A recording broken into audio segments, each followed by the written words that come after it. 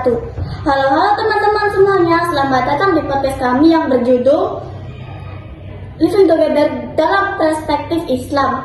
Sebelum itu, izinkan kami untuk memperkenalkan diri terlebih dahulu. Nama saya Koen Hafiza dari absen 24. Saya sebagai host.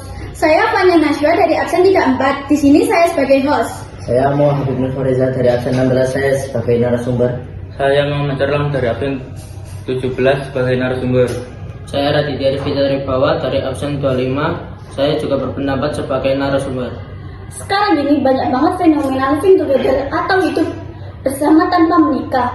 Banyak remaja menganggap hal itu biasa. Padahal kalau kita lihat dari sudut pandang Islam, ini jelas dilarang banget.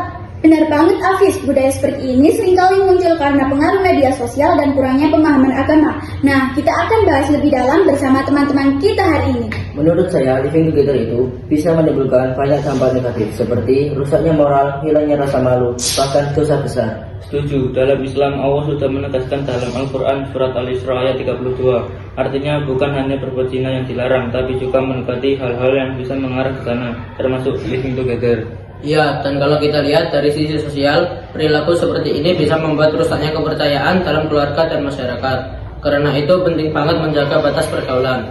Nah, kalau begitu, apa saja solusi agar remaja bisa terhindar dari hal seperti itu?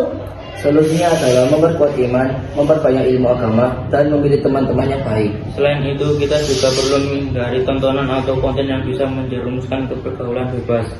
Dan jangan lupa kita harus berani bilang tidak pada hal yang bertentangan dengan nilai Islam, walaupun itu dianggap keren oleh sebagian imam. Masya Allah, nasihatnya bagus banget. Jadi kuncinya adalah menjaga diri dan memperkuat iman ya.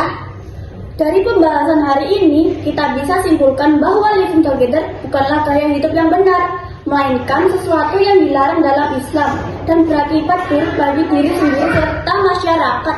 Betul banget, semoga podcast ini bisa menjadi pengingat bagi kita semua agar tetap berpegang pada nilai-nilai Islam dalam bergaul. Terima kasih buat Reza, Erlang, Rizky, Fanya, Vera, dan semua tim yang sudah berperan. Wassalamualaikum.